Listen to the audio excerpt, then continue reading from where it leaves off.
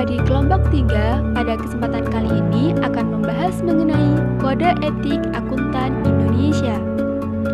Sebelumnya, kenalan dulu yuk sama anggota kelompok 3. Nah, sekarang langsung masuk ke materi ya. Kode Etik Akuntan Indonesia merupakan adopsi dari Handbook of the Code of Ethics for Professional Accountants 2018 edition yang dikeluarkan oleh International Ethics Standard Board for Accountants of the International Federation of Accountants. Kode Etik Akuntan Indonesia diharapkan akan meningkatkan kepercayaan masyarakat kepada akuntan serta meningkatkan kontribusi akuntan bagi kepentingan masyarakat dan negara serta penggerak pertumbuhan perekonomian Indonesia. Bagian 1 dalam Kode Etik Akuntan Indonesia terdiri dari 3 seksi yang membahas mengenai kepatuhan terhadap kode etik, prinsip dasar etika, dan kerangka kerja konseptual. Pada seksi yang pertama atau seksi 100, terdapat 6 paragraf yang menjabarkan mengenai kepatuhan terhadap kode etik serta 2 paragraf mengenai pelanggaran terhadap kode etik. Pada seksi yang kedua atau seksi 110, terdapat 5 subseksi yang menjelaskan masing-masing prinsip dasar etika yang harus dipatuhi oleh seorang akuntan. 5 prinsip tersebut adalah integritas, objektivitas, kompetensi dan kehati-hatian profesional, kerahasiaan, dan perilaku profesional. Dan untuk seksi yang terakhir, pada bagian 1 yaitu seksi 120 yang menjabarkan mengenai kerangka kerja konseptual. Pada bagian 2 Kode Etik Akuntan Indonesia membahas mengenai akuntan yang bekerja di bisnis. Dalam bagian 2 terdapat 8 seksi. Untuk seksi yang pertama adalah seksi 200 yang membahas mengenai penerapan kerangka kerja konseptual akuntan yang bekerja di bisnis. Untuk seksi yang kedua adalah seksi 210 yang membahas mengenai benturan kepentingan. Selanjutnya, untuk seksi yang ketiga adalah seksi 220 yang membahas mengenai penyusunan dan penyajian informasi. Untuk seksi yang keempat adalah seksi 230 yang membahas mengenai bertindak dengan keahlian yang memadai. Selanjutnya, seksi yang kelima adalah seksi 240 yang membahas mengenai kepentingan keuangan, kompensasi, dan insentif yang terkait dengan pelaporan keuangan dan pengambilan keputusan. Untuk seksi yang keenam adalah seksi 250 membahas mengenai bujukan, termasuk hadiah dan keramah tamahan. Pada seksi yang ketujuh adalah seksi 260 yang membahas mengenai respon atas ketidakpatuhan terhadap peraturan perundang-undangan. Dan untuk seksi yang terakhir adalah seksi 270 yang membahas mengenai tekanan untuk melanggar prinsip dasar etika. Nah, untuk yang selanjutnya adalah bagian 3. Bagian 3 dalam Kode Etik Akuntan Indonesia membahas mengenai akuntan yang berpraktik melayani publik. Pada bagian 3, terdapat 8 seksi. Seksi yang pertama adalah seksi 300 yang membahas mengenai penerapan kerangka kerja konseptual akuntan yang berpraktik melayani publik. Seksi yang kedua adalah seksi 310 yang membahas mengenai benturan kepentingan. Selanjutnya, seksi yang ketiga adalah seksi 320 membahas mengenai penunjukan profesional.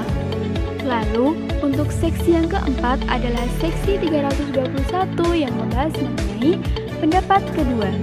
Seksi yang kelima adalah seksi 330 membahas mengenai imbalan dan jenis remunerasi lain. Nah, seksi yang keenam adalah seksi 340 membahas mengenai bujukan, termasuk hadiah dan keramah tamahan. Selanjutnya, seksi yang ketujuh adalah seksi 350 membahas mengenai kustodi aset klien. Dan untuk seksi yang terakhir adalah seksi 360 membahas mengenai respons atas ketidakpatuhan terhadap peraturan perundang-undangan. Oke, Bagian 4A, Kode Etik Akuntan Indonesia, membahas mengenai independensi dalam perikatan audit dan perikatan review. Ada 16 seksi dalam bagian ini, antara lain Seksi 400 mengenai penerapan kerangka kerja konseptual untuk independensi dalam perikatan audit dan perikatan review. Seksi 410 mengenai imbalan. Seksi 411 mengenai kebijakan kompensasi dan evaluasi. Seksi 420 hadiah dan keramah tamahan. Seksi 430 litigasi aktual atau ancaman litigasi. Seksi 510 kepentingan keuangan. Seksi 511 pinjaman dan jaminan. Seksi 520 hubungan bisnis. Seksi 521 hubungan keluarga dan pribadi. Seksi 522 pernah bekerja pada klien audit. Seksi 523 rangkap jabatan sebagai direktur, komisaris, atau pejabat eksekutif klien audit.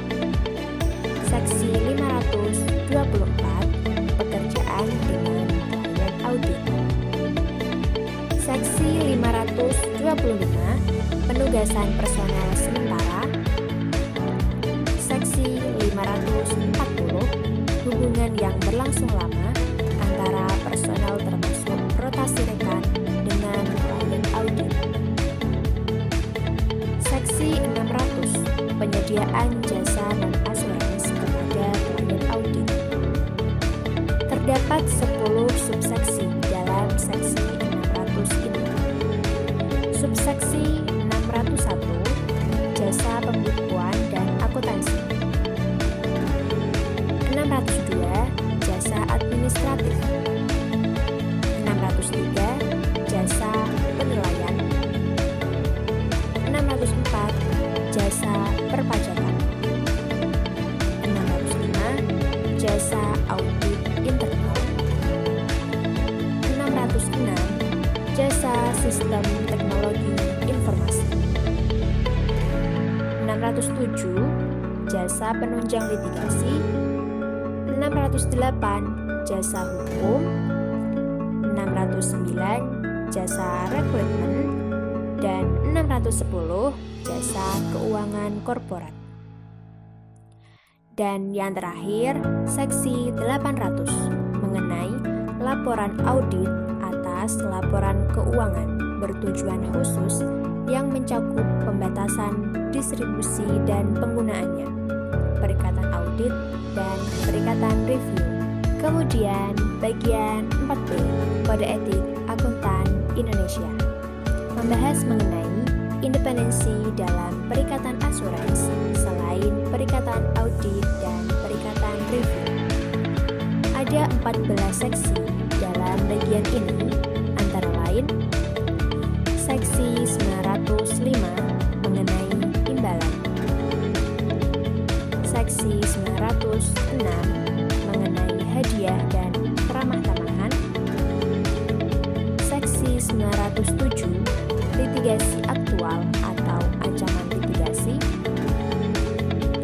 Seksi 910 kepentingan keuangan. Seksi 911 pinjaman dan jaminan. Seksi 920 hubungan bisnis.